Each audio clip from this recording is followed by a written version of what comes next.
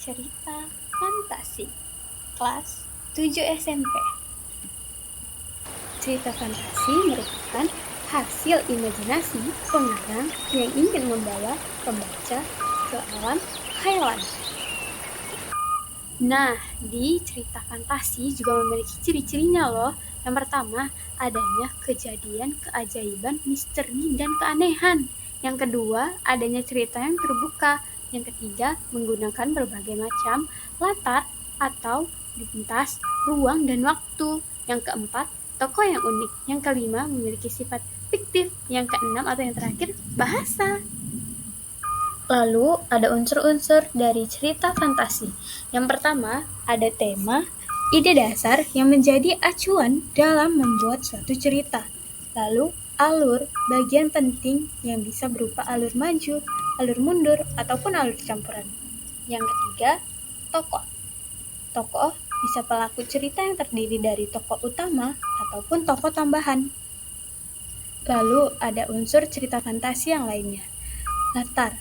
Latar biasanya mencakup tentang tempat, waktu, dan suasana yang digunakan dalam cerita. Lalu sudut pandang. Sudut pandang merupakan sudut pandang pengarang yang bisa berupa sudut pandang orang pertama ataupun orang ketiga.